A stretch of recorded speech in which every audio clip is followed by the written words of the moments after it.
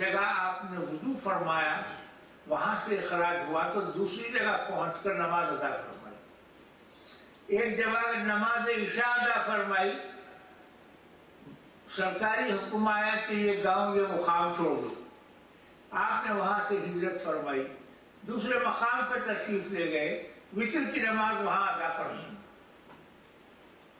जुल्म होता रहा, आप जुल्म सहते रहे, जा बजा महदवियों को कत्ल किया जाने लगा। कब्बे के पंजों के नमूने के लोहे के हथियार बना के उनको आग में तपा के महदवियों की पेशानी पर दागा जा रहा था। बाजारों में महदवियों को पकड़ के उनको मजबूर किया जा रहा था कि वो तस्दीक महदी माऊद से फिर जाए, और वो तैयार नहीं होते थे, आमादा नहीं होते थे, मुसिर रहते थे कि हम महदी माऊद की तस्दीक पे कायम हैं, तो उनको कत्ल कर दिया जाता। सैकड़ों वाक़यात होने लगे, आपने खुतूत लिखे और आपने उनसे बार बार ये मुतालबा किया कि हमारे साथ इंसाफ नहीं हो रहा है, हमको कोई कुरान की आयतों से हमको साबित कर दे कि हमारे इमाम का दावा गलत था, आपकी तालीमात गलत थी, वरना हम तुमको कुरान मजीद से सबूत देते हैं, अहादीस शरीफा से सबूत देते हैं, और हमारी जमात अल्लाह की तालीम है, मुल्क की या हुकूमत की तालीम नहीं है। ये सब होता रहा। मुख्तसर ये है कि हुआ ये कि राणा सांगा ने बार बार बादशाह गुजरात की फौजों को शिकस्त दी, बार बार ये हुआ, तो राजस्थान का राजपूतों का गलबा बढ़ने लगा। ये सूरत हाल देख के बंदगी में सैयद खुनमीर ने बादशाह को कहलवाया कि अगर तुम चाहते हो तो हम राणा सांगा का मुकाबला करते हैं और उसको शिकस्त दे देते हैं, मगर शर्त यह है कि तुम महदी माऊद की तस्दीक करो। जब ये बात बादशाह को पहुंची तो बादशाह ने इस पर गौर करना शुरू किया। मुल्लाओं ने ये पट्टी पढ़ाई कि आप इससे अंदाजा कर लीजिए कि सैयद खुनमीर ने कितनी ताकत हासिल कर ली है। जब वो शाही फौज जब राणा सांगा से बार बार शिकस्त खा रही है और सैयद खुनमीर राणा सांगा को शिकस्त दे सकते हैं, तो आप अंदाजा लगा लीजिए कि सैयद खुनमीर के पास कितनी ताकत जमा हो गई। एक दिन ये सल्तनत खत्म हो जाएगी, सैयद खुनमीर सारे गुजरात को अपनी एक महदविया स्टेट बना लेंगे, उनका कब्जा हो जाएगा।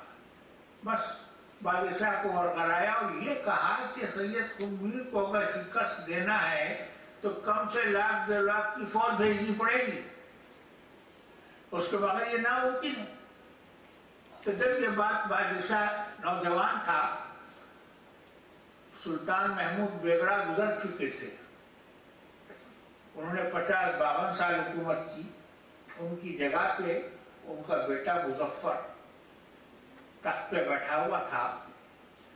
उसने मुल्लाओं की बात को सही समझ लिया और फौज रवाना कर दी। मुख्तसर कर रहा हूँ,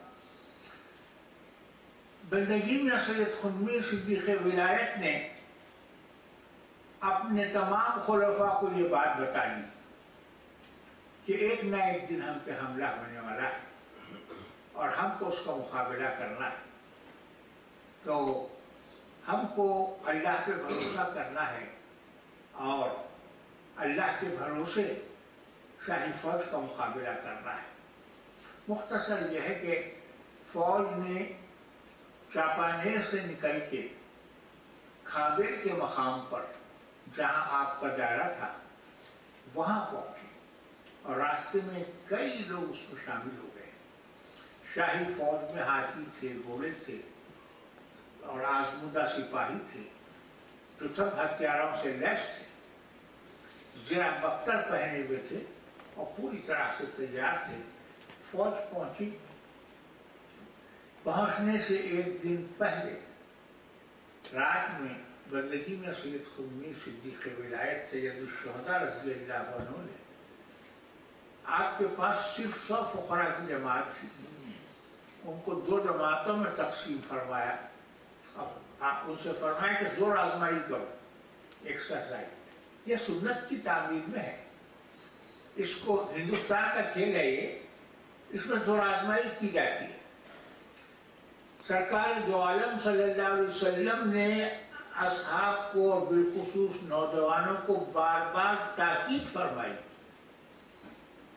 तैयारी करने की, फौजी तैयारी, दौड़ लगाने की का आप हुक्म देते थे, घोड़े की सवारी का आप हुक्म देते थे, नेज़े के इस्तेमाल का, तलवार के इस्तेमाल को सीखने का हुक्म देते थे।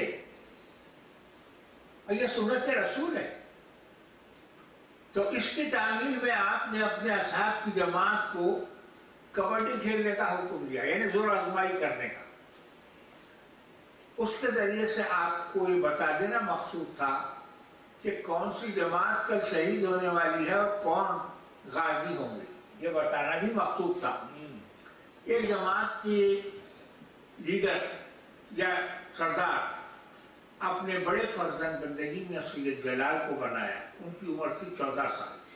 दूसरी जमात के लीडर अपने दूसरे फर्जंद बंदगी में सैयद शहाबुद्दीन शहाबुल हक को बनाया, उनकी उम्र थी 12 साल। अब कबड्डी खेली गई।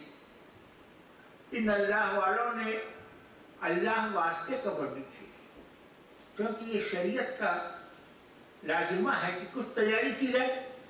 न कुछ हथियार है, न कुछ सामान है, तो आखिर कुछ न कुछ तो तैयारी होनी चाहिए।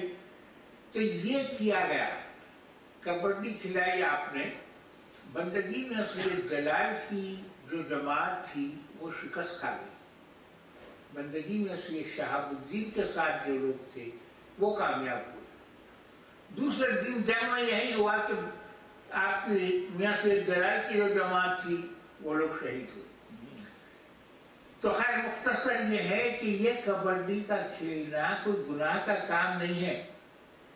अगर आप बाहर जाके स्कूल में, कॉलेज में, मैदान में कबड्डी खेलते हैं तो वो खेल है, मगर ये तो हमारे उन बुजुर्गों की याद मनाना है जिन्होंने बड़ी खुशी के साथ अपनी जान कुर्बान की अल्लाह के राह में।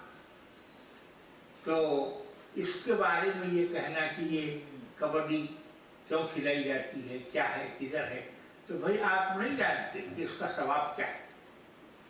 हम उनकी याद मनाते हैं जो अल्लाह की राह में शहीद हो। कबड्डी खेलना चाहिए और सवाब हासिल करना चाहिए। मुख्तसर ये है कि दूसरे दिन जंग हुई और जंग में अल्लाह तबारक व तआला ने बंदगी में सैयद खुम्मी सिद्दीक़ विलायत रज़ी अल्लाह अन्हु को ऐसी फतह अता फरमाई है कि वो हमारी तारीख का बड़ा रोशन बाब है। सिर्फ 60 फुकरा की जमात ने लश्कर जर्रार को शिकस्त फाक दे दी। जब लश्कर सामने आया, उसका सिपहसालार था ऐनुल मुल्क, उसने देखा कि ये सिर्फ 60 फकीरों की जमात है और इनके यहाँ हथियार भी बराबर नहीं है। अब घोड़े 2-4 5-7 हैं और बाकी सब लोग पैदल हैं, तो इनके लिए ये हाथियों की, घोड़ों की क्या जरूरत है। उसने सबको पीछे कर दिया, पैदल सवारों को सामने लाया। देखिए खुदा की कुदरत। अब उसके बाद जब जंग शुरू हुई तो ये आलम हुआ कि मियां सैयद जलाल जिस तरफ जाते हैं, 14 साल के नौजवान जिधर रुख करते हैं कुश्तों के कुश्ते लगा देते। एक गैबी हाथ है कि चल रहा है। बंदगी मरी खम्मान जिधर रुख करते हैं उधर बस ये आलम है कि शाही फौज भाग रही है और उनका पीछा कर रहे हैं और उनको उनके सर उड़ा रहे हैं।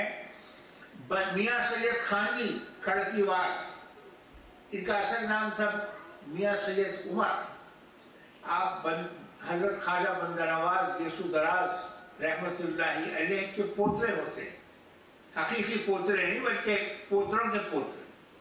تو آپ بندگی سید خمینی صدیق ولایت کے خلیفے تھے. وہ جنگ کی ہے جمدھر لے کر نکلے میاں خان جی، سرداروں کے سر توڑے. تو کئی سرداروں کے سر انہوں نے توڑ دی. تو اب عالم یہ ہوا کہ شاہی فوج دوڑنے بھاگنے لگی، منہ پلٹایا اور روانہ ہو گیا، بھاگی. شاہی فوج کا 3 میل تک تعاقب کیا ان فقراء نے، اس بری طرح سے بھگایا. اور یہ تاریخی واقعہ امامنا و سیدنا مہدی موعود علیہ الصلوۃ والسلام کی پیشین گوئی کا ثبوت ہے. اس سے یہ ثابت ہوا کہ آپ کی ذات حقیقی مہدی موعود ہے. دیکھیے یہاں غیبی طاقت کام کر رہی ہے اور وہ قوتیں کام کر رہی ہیں کہ جنود لم ترونہا، وہ لشکر ہیں کہ جن کو تم دیکھتے نہیں ہو.